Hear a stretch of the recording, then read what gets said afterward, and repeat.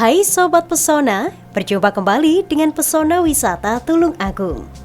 Kabupaten Tulung Agung memang kaya akan potensi wisata, baik wisata alam, buatan, religi, hingga wisata sejarah yang masuk dalam kategori cagar budaya.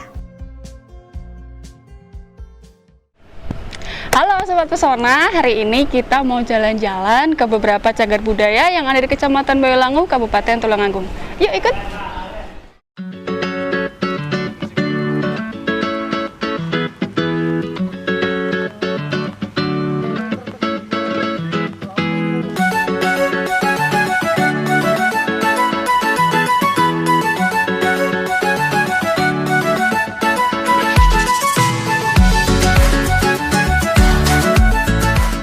Di episode kali ini, tim Pesona bersama Dinas Kebudayaan dan Pariwisata Tulung Agung akan mengunjungi situs cagar budaya yakni berupa candi dan sekitarnya yang ada di Kecamatan Boyolangu.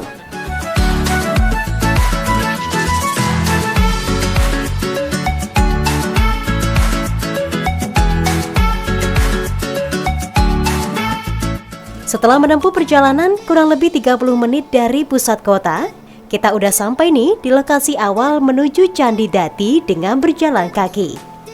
Yuk ikuti terus keseruan kita hari ini.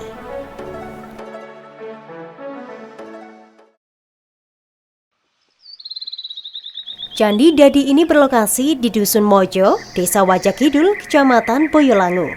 Untuk menuju ke lokasi candi berada, pengunjung akan melalui pintu gerbang berbatu.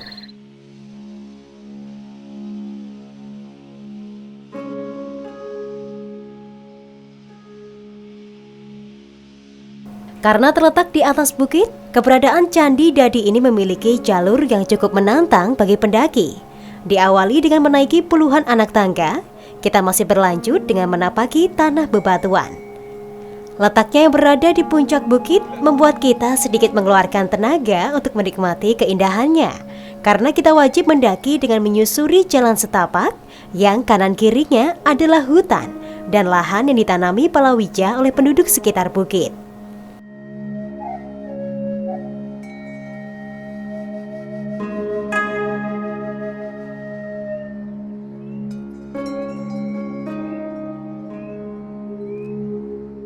Dalam perjalanan, kita bisa menjumpai sisa-sisa bangunan kuno yang masing-masing disebut Candi Urung, Candi Buto, dan Candi Gemali. Candi-candi tersebut dapat dikatakan tidak terlihat lagi bentuknya, kecuali gundukan batuan andesit yang bahkan jumlahnya sangat kecil untuk menandai keberadaannya dulu. Namun ketiga candi ini merupakan satu kesatuan dengan Candi Dadi.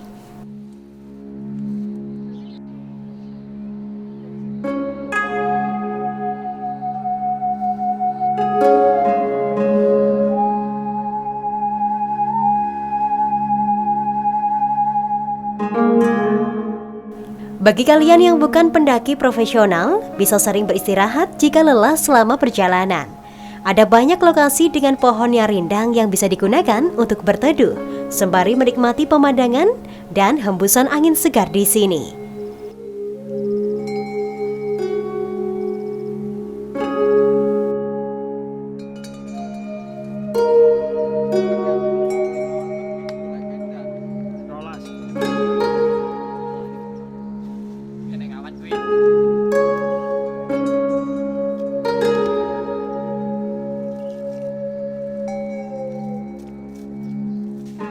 Selama kurang lebih 50 menit mendaki dari gerbang Padepokan Hyang Agung Wisnu Petir sampai juga di Candi Dadi.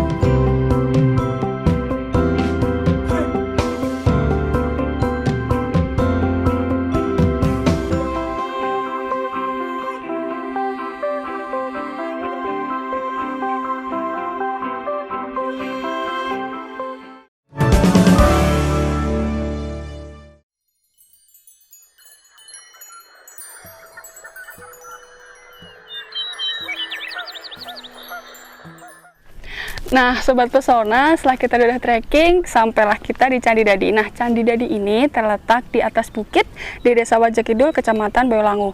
Kita mau istirahat dulu sebentar ya, habis itu kita keliling-keliling. Let's go!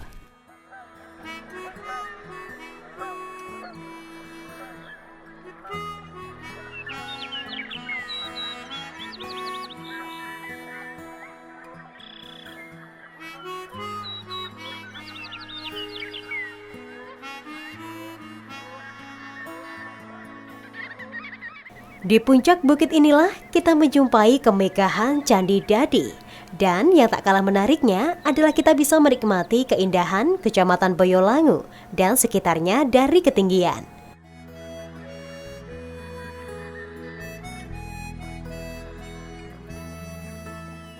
Candi ini merupakan candi tunggal yang tidak memiliki tangga, termasuk hiasan maupun arca.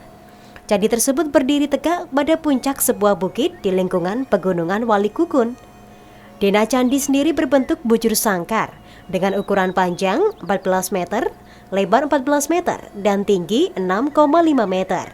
Berbahan batuan andesit yang terdiri atas batur dan kaki candi. Candi Dadi berbatur tinggi dan berpenampilan setiap sisinya. Bagian atas batur merupakan kaki candi yang berdenah segi 8. Pada permukaan pun tampak bekas tembok berpenampang bulat yang kemungkinan berfungsi sebagai sumuran dengan diameter 3,35 meter dengan kedalaman 3 meter.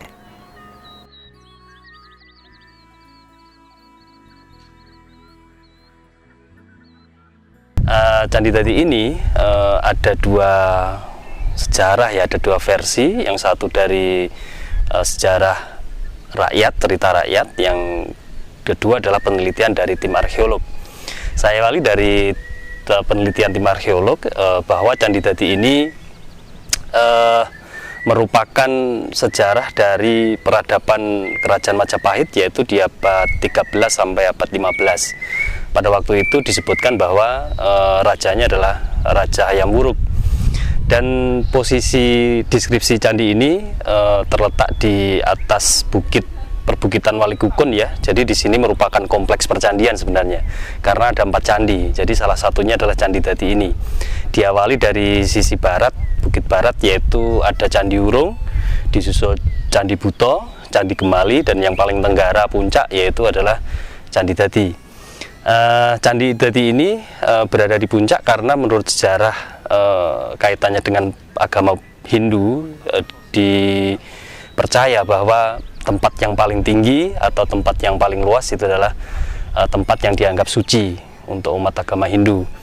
Dan Candi Dadi ini mempunyai deskripsi persegi 4 ya. Jadi di situ berukuran 14 meter kali 14 meter dan ketinggian 6,6 meter dan terdiri dari kaki candi sama batur candi.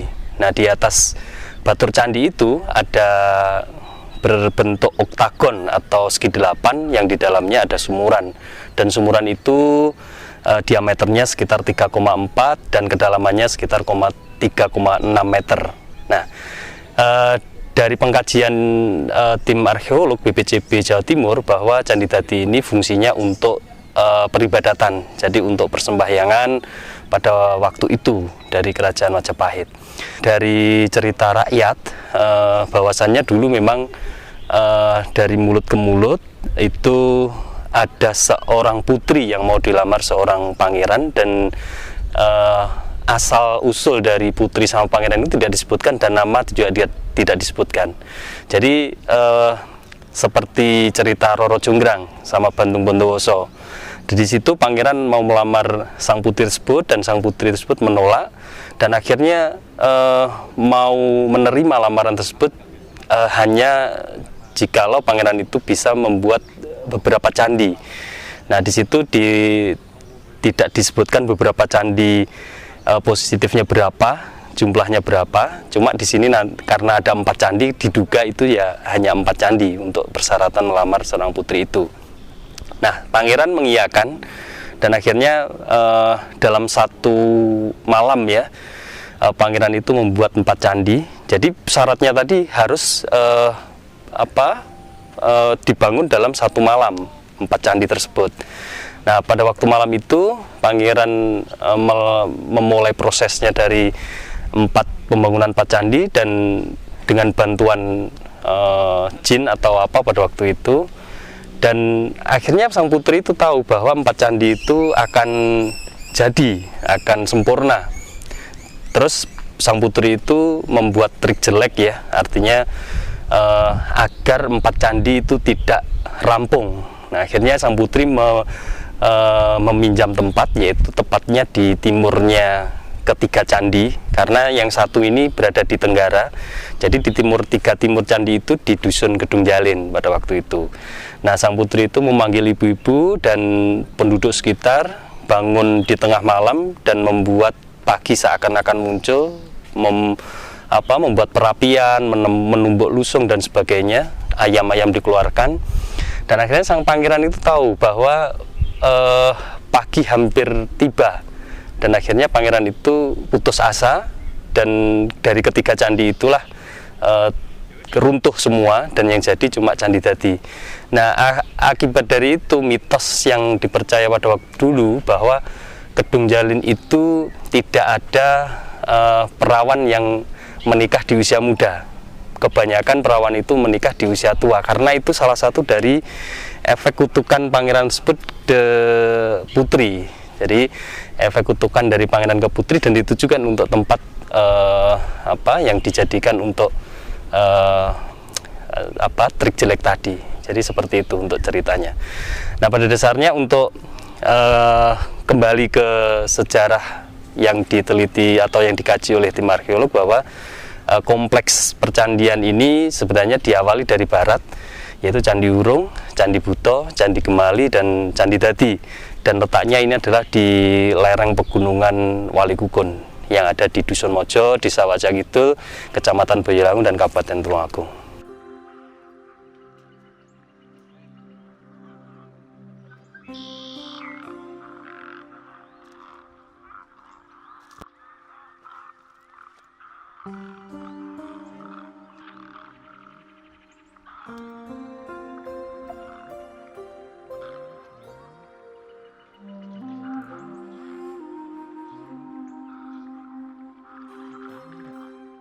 Kalau kondisi dari keempat candi, saya awali dari Candi Wurung, itu hanya reruntuhan aja, jadi tidak ada yang tersisa. Dulu memang bekas-bekas candi yang agak utuh sama ornamen dan sebagainya itu masih banyak, karena dulu belum berpayung hukum ya, jadi masa kolonial, jadi warga sekitar juga membawanya untuk dijadikan sebuah pondasi rumah atau pondasi tataan untuk ternak mereka, lembu dan sebagainya. Untuk Candi Buto juga tinggal reruntuhan, tidak menyisakan, hanya menyisakan yoni yang jatuh sekitar 200 meter ya ke bawah. Itu masih ada, cuma sudah rusak. Kalau Candi Gemali itu masih ada yoni, namanya yoni Gemali itu ada, dan dulu mau dicuri ya, tetapi itu tidak berhasil, cuma bergeser 150 meter ke bawah. Dan sekarang masih ada untuk yoninya. Dan Candi Dadi sendiri itu masih tegak utuh, cuma yang di sisi tenggara ada runtuh sedikit, dan yang sisi utara itu agak ada kemiringan sedikit. Jadi kondisinya lumayan baik untuk Candi Dadi. Candi Dadi ini saya sudah berapa kali ya? 4 kali inilah, 4 kali. Ini luar biasa, medannya luar biasa, candinya luar biasa, masih terawat dengan baik dibanding candi-candi yang lain. Menurut saya ini harus patut dilestarikan, jangan sampai ada tangan-tangan yang jahat yang itu sampai merusak candi, karena bagaimanapun juga ini peninggalan dari nenek moyang dulu. Kita harus wajib menjaganya. Ini tempat yang bagus untuk olahraga menurut saya. Mulai dari bawah sampai trek terakhir ini bagus banget untuk olahraga. Terus ini musimnya kan pandemi ini bagus untuk kita istilahnya mencari imun. Masalahnya kita tahu sendiri kalau kita jalan-jalan ke tempat-tempat ramai kan sangat rawan. Jadi ini mungkin pilihan terbaik kalau mau olahraga menambah imun itu di sini. Yang jelas ini juga mengenalkan sama anak-anak saya itu untuk tetap melestarikan sejarah, mengenal sejarah. Karena daripada di rumah juga mereka main-main game, main yang nggak penting-penting, mending kita ke sini olahraga, dapat pengalaman, melestarikan sejarah. Gitu.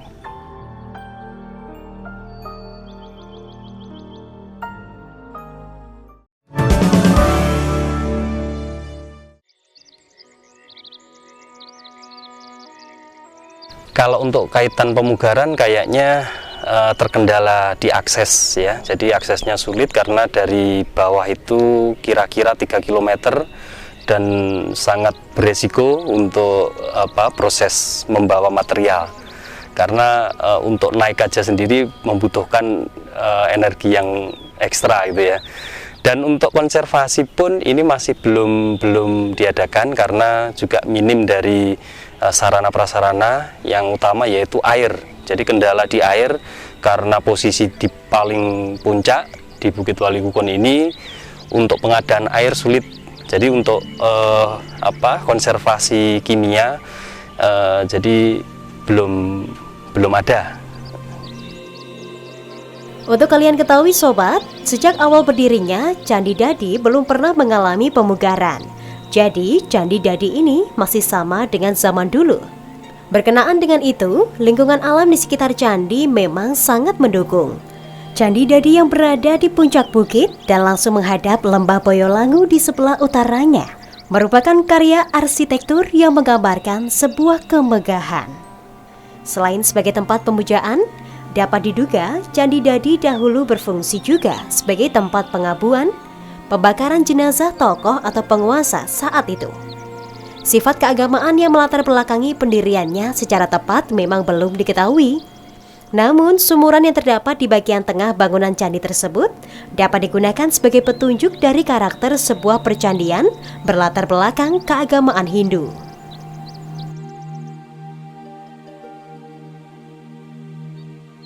Jadi kalau aksesnya cuma ada 3 akses ya. Jadi ada 3 akses, itu pun intinya nanti mengerucutnya sama. 3 akses itu cuma dari bawah, nanti dari pertengahan ke Candi Dadi itu ujungnya 1 akses.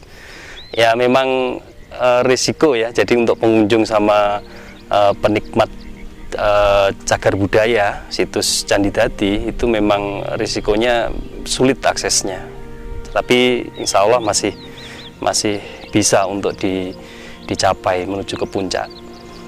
Kalau waktu sendiri, kalau ditempuh nyantai atau pemula ya, itu sekitar 1 jam lebih 15 menit atau 1 jam, kurang lebih 1 jam 30 menit kalau pemula. Kalau sudah terbiasa ya nggak sampai 1 jam, 45 menit sudah sampai. Ya, jadi untuk persiapan pengunjung yang mau ke Candi Dadi, yang pertama adalah fisik ya, fisik harus fit.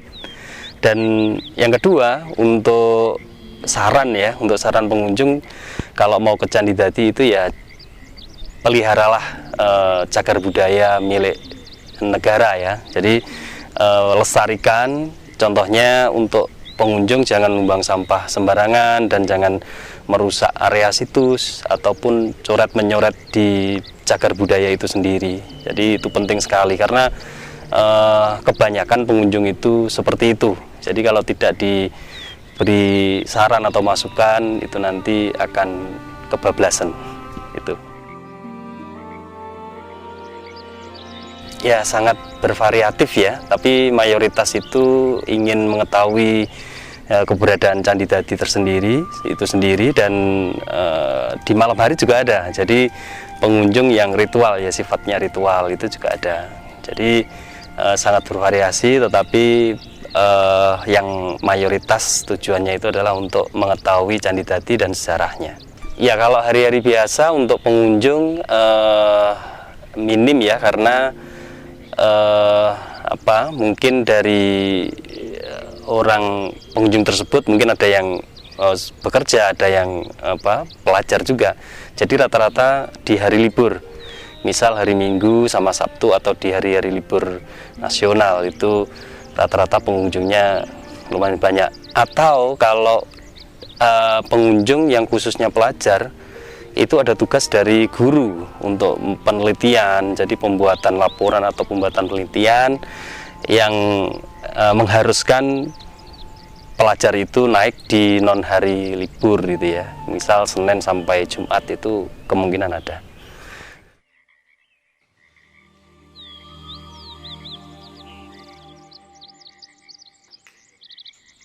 Setelah puas menikmati keindahan Candi Dadi, saat di perjalanan turun, kalian akan menemukan cagar budaya lain, yakni Gua Kodok, altar, dan pura yang masih satu lokasi pendakian ke Candi Dadi.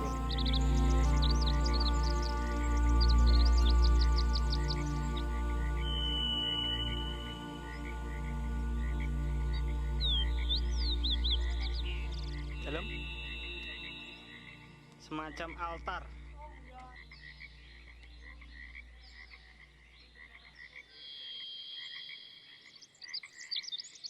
Untuk kepentingan manusia masa kini, pengenalan akan pemahaman keagungan Sang Pencipta memang dapat dipupuk dari situs dan lingkungan alam di Candi Dadi dan cagar budaya sekitarnya.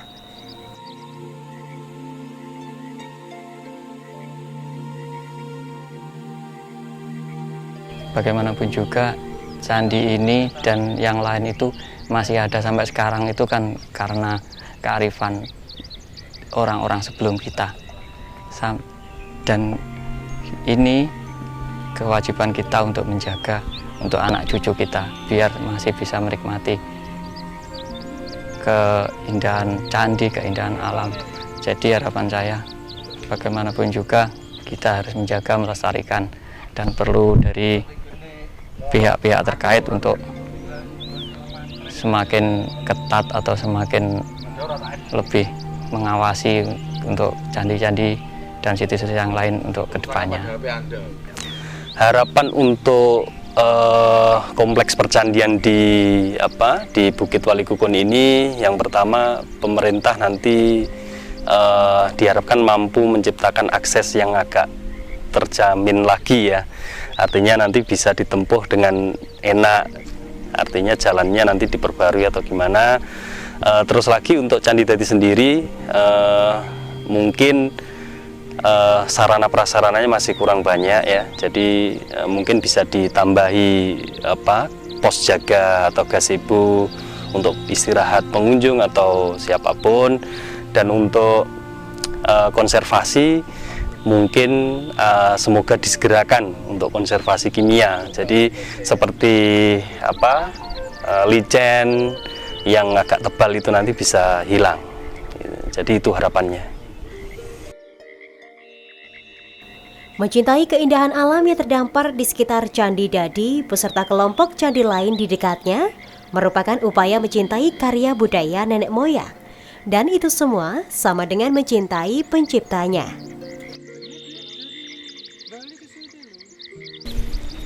Nah, Sobat Pesona, itu tadi keseruan kita udah jalan-jalan ke beberapa cagar budaya yang ada di Kecamatan Boyolangu. Saksikan terus episode Pesona Wisata Tulungagung selanjutnya. Sampai jumpa!